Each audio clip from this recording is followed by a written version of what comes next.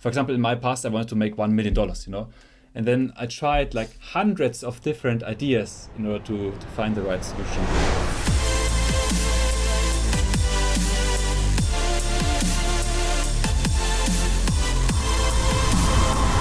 Max, nice of you to join. Nice to meet you. Thanks for taking the time to have a chat with us today. So maybe you want to start by introducing yourself. So I'm Max Aigner. I'm from Munich, Bavaria, and I'm CTO of BraveYourself, which is a software company, and we make virtual reality software, like for these things, for example, And I also have my own YouTube channel, the TechChecker channel. So if you want to learn how to code or how to make technology stuff, MVPs, for example, then you should check out the TechChecker channel.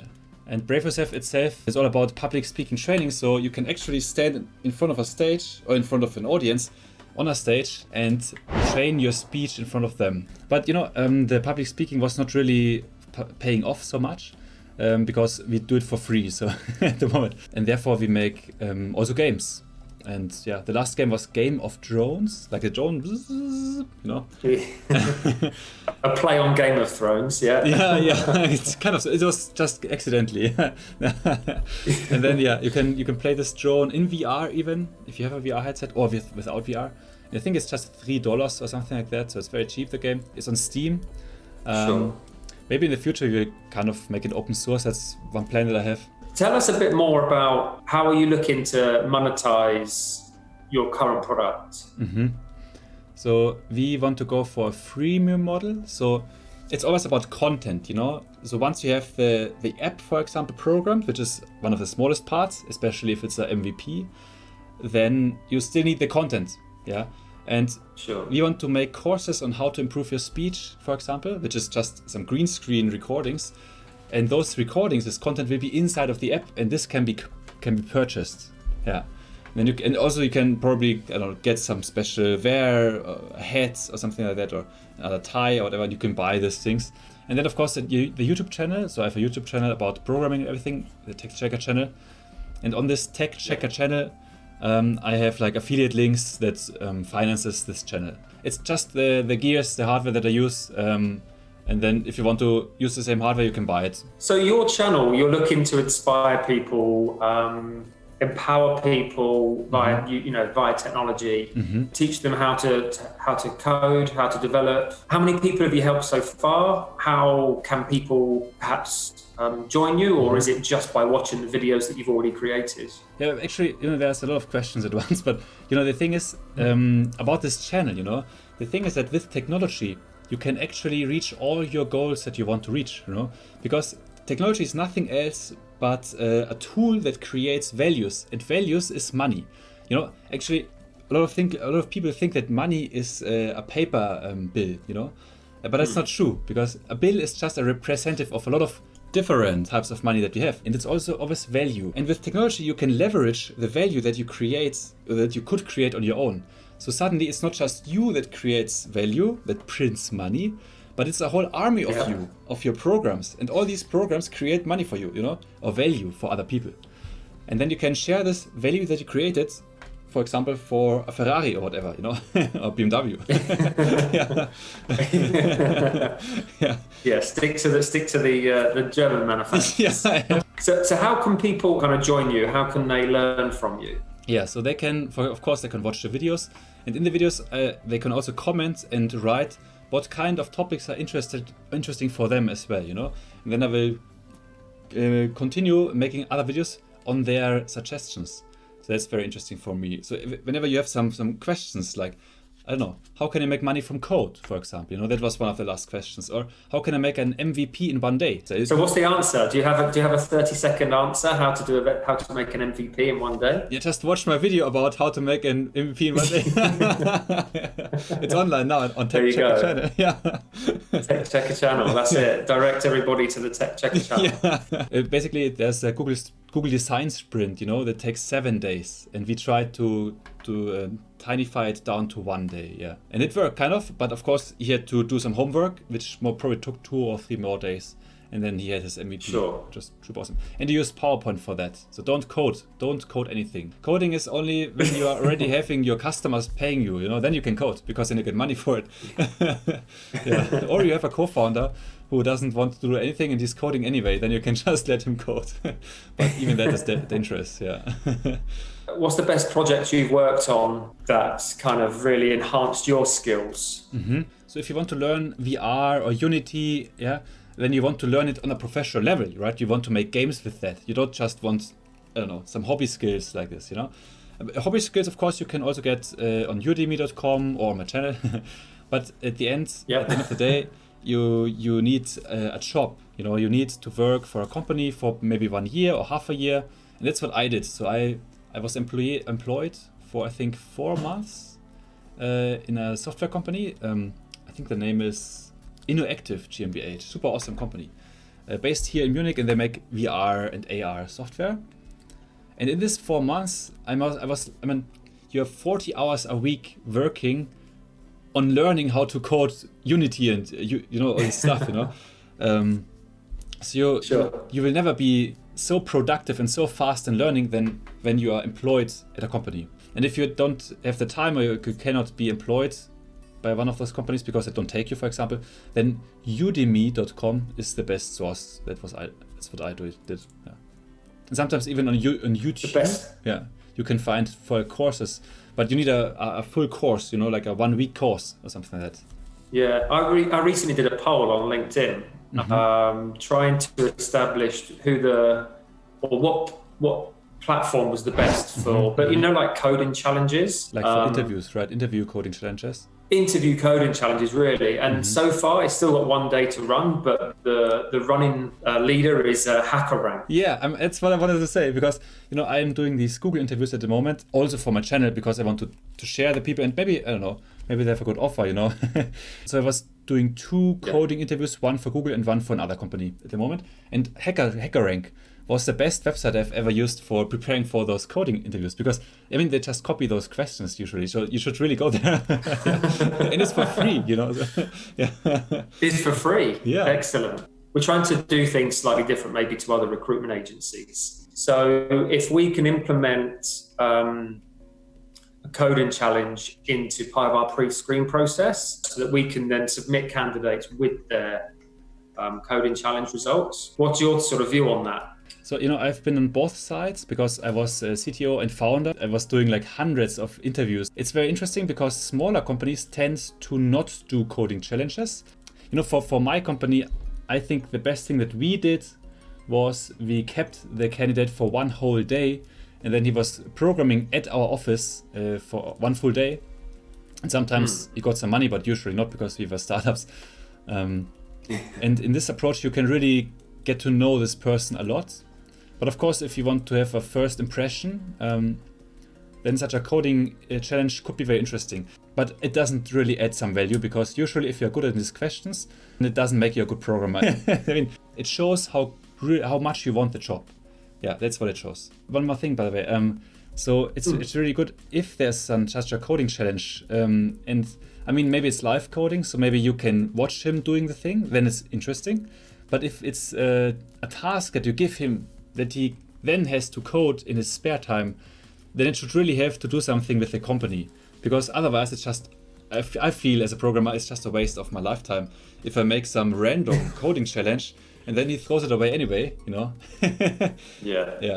It's a waste of code. In terms of like our audiences, what are people looking for? What's your view on entering the market as a kind of a fresher, a working student? Yeah, so when I was entering the market, I was like 15 years old or 16 years old.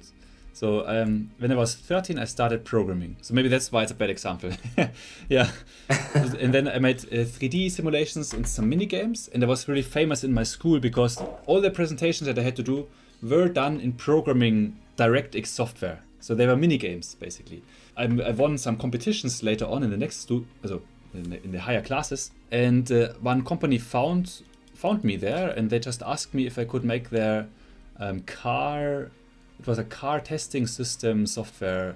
If I could make the visualization there, for the brake tests The car has to do some brake tests, and then it has to be visualized in a very beautiful way. And that's what I did then, What I personally really liked when people applied to my company, that is when the people already have some sample products, some sample projects. So if you want to apply for a game company, then show them your game. Yeah, absolutely. So what you're saying is kind of, make it bespoke. But we discussed earlier about, making MVPs, taking products to market, having business sense, being able to pitch and speak in front of people. What's the process for anybody looking to build an MVP? Actually, there's one very successful company, and they have created a way to go if you want to make an MVP. And this takes 7 days. It's the Google Design Sprint. It's based on the design thinking of IDEO, which is an American company, and it really helps a lot. Every startup should do this because it's the best way. Of course, you could also go the Eric Ries way, the lean startup, but it's basically the same thing. So in the lean startup, they go a little bit further. But in the 7 days sprint, in the first day you just think about the problem, then you create. In the next day, you create some solutions just on paper, and then you try to understand which solution you want to try out in this day. You create a small MVP, which is just a PowerPoint presentation, and at the last day you go to real people on the street or to your customers and show them this MVP, and then you pretend that this project already exists. The MVP should look like it's already existing, and then they can buy it for money. So startups don't necessarily have to have the solution that they're trying to solve, and you'd have like a platform or an app or whatever it is that you've developed. You don't need to have that, is what you're saying. Yeah, true. You can go to your customer with effectively what would be a pitch, right? A solution. It's a pitch, yeah. But they don't know. Yeah. They think it's an existing product, but you don't have anything. You don't have a product. You just have a video or a PowerPoint presentation, and they click through it, but it's not real. And then they even buy it. But it's not real. Yeah, because it's just fake. And then when they say, we'll buy that, then you take the money and run. All hands on deck. And then you take the money, and then you tell them it's not real, and then you give back the money. And then you collect how many people would have bought. So how many times did you get the money? And sure. If it's 10% or something, it's very good. Then you can start. If you have like 100 customers who would have bought this product, then you can start searching for programmers. So it's kind of a proof of concept, isn't it? Yeah. It's a really. You're proving that your methods or your solution actually people will buy, and you can monetize, and you can create something that has value. Yes, and if you have a bigger team, you could even try to make a small prototype in code, for example. But this is This is usually not necessary. Yeah, sure. I guess I'm guilty of it, and it's. You think you've got a solution, and maybe not even a solution, right? You feel that you can do something better than what's already out there in the market. And first-hand experience has taught me, really how difficult it is to take a product or a platform that you try to build and take it to market and actually make money from it. Because there are other elements. Once you've done the program and you've created the MVP, you've done your testing, development doesn't stop. It's probably one of the things that just continues forever. You're always developing your product. True. And then it's monetizing it. And it's the marketing budgets involved as well, right? So you're going to need thousands, if not hundreds of thousands, if you're trying to build or solve a bigger problem. Do you have statistics on sort of like local German companies, like people that you might have worked with in the past? So 90%, the question was about how many people fail. So 90% of all startups fail. But failing is very, it's not really the right word, I think, because usually from all the actions that I do or that I did, about 90% of those ideas fail as well, So, I mean, it's just normal that you try out a lot of things. And if you want to make something, if you want to win, for example, a certain amount of money, For example, in my past, I wanted to make $1 million, And then I tried like hundreds of different ideas in order to find the right solution. And then with Ether, it really worked out for a couple of times until I spent it all in the next startup. Yeah. So it's all about, it's a game. Well, that's my next question. What's your experiences with cryptocurrencies? Yeah, it was very interesting. Cryptocurrencies was very disruptive, is still, but now it's starting to become serious, you know. And serious business, we already said this, is something that you have to avoid, you know. It's not yet there, but it will in the future it will be something so as boring as banking software, you know. Yeah. And with crypto, we had a very good example because it was way inferior to the banking system. It was a lot more complicated, but it was super simple to do, you know. You didn't have to make a supercomputer in your, I don't know, high security backyard to make a bank, you know. Everything that you needed was like a Raspberry Pi, you know. And then you could create your own bank. Yeah. Yeah, that was super, super simple. It's very disruptive, you know. And everyone, so in order to spot something like Ether in the future, you have to look for people hating new technology or something, you know. Whenever there are people in a business that are hating against a new solution, then you could bet that this could be something disruptive. Yeah. For example, BMW was hating against Tesla a lot. You can spot disruptive technology, and you should try, and then you should just invest in it, I think. Is there any kind of takeaways that you can give to people, whether it be they're looking to learn coding, whether it be they're looking to make an MVP? I know you're going to direct them to your videos. Yeah. Good man. TechChecker chat.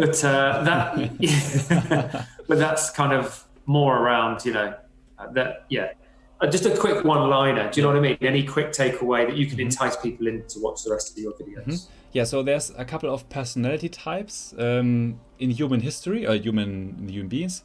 And some people are more extrovert, introvert, and something like that. And what I really liked a lot is this test, the Myers-Briggs test. Do you know that?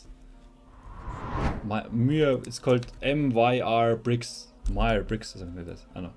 And it's very famous. And even the very rich people that I met, like one of the richest people in the world, he was also using this test. And it helped me a lot to understand that I, as a person, have some strengths and some weaknesses.